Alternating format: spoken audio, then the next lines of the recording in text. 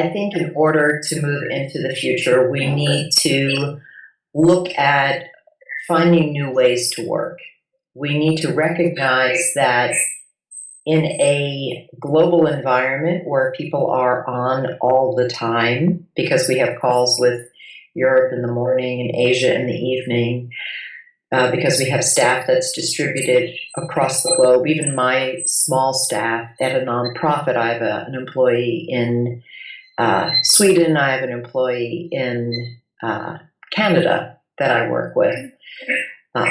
So I think we have to recognize that work happens differently at different times and in different locations. It doesn't necessarily happen between 9 and 5 or 8 and 7 in the office. And I think we have to look to a future where work takes place on mobile devices as it does now, and what the next generation is going to bring, because it will change again.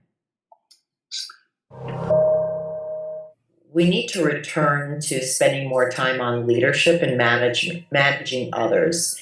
I think we've lost that emphasis on spending the manager spending maybe 60 to 80% of their time in developing their team and developing the people that work for them, their direct reports and the direct reports of their direct reports, if you will.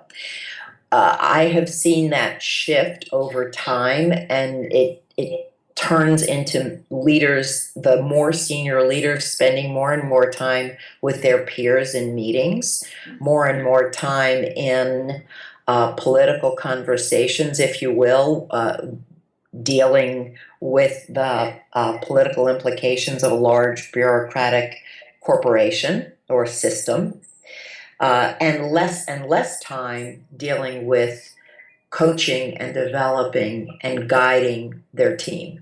And the amount of time spent, it just comes back so much more in benefit to the organization. But instead, what happens is the leader says, well, my time is better spent working with those high-powered clients, or my time is better spent doing the leading the top projects. And in fact, it isn't, because they're not grooming the next group of leaders. I've heard from tons of men and women that they spend hardly any time with their leader, with their boss, with their management team. They get very little coaching. They get very little one-on-one development time. I think that's a sad implication of how quickly we feel that we have moved away from this personal coaching and development, and that's why there's such a strong emphasis on having mentors and having sponsors, because we don't have them in our bosses. We used to have that from the people who managed us. So that would be the number one thing. We need to measure managers on their management, not on their deliverables, to the degree that we do now.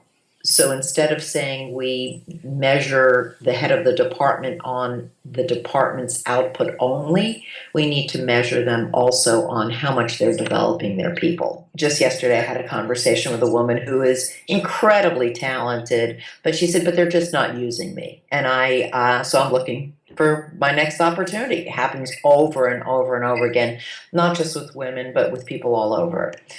In particular, it happens with women who are underestimated, and with other minorities who are underestimated, but it happens with men as well. We're always saying we're going to do more with less in corporations, and yet we don't leverage the skills fully of the people that we have. So I think that's part of this notion of really spending your time on leadership is about understanding what the talents are, playing to people's strengths, and leveraging them. The second thing would be really about this whole idea about flexible work practices, and I think we need to shift that whole concept. It's not for women who are raising children, it's for everyone. It's about engaging both sides of our brain, the creative side, as well as the analytical side. We lose touch. We lose the introverts. We lose the creative juices, the innovation, because we just keep people heads down, working.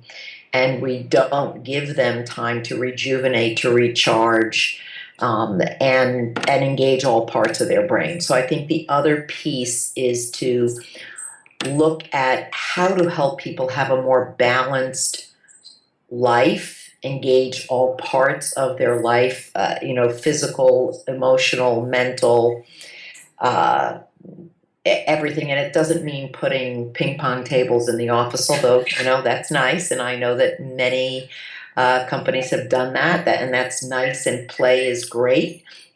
But I think we also need to look at the arts. We need to look at music and art and other elements, meditation, and engaging people's whole brains, and thinking of ways to cut back from the extreme work schedules that have become the norm. Because if they continue, then we're just going to burn out people and lose our innovative edge. Wow.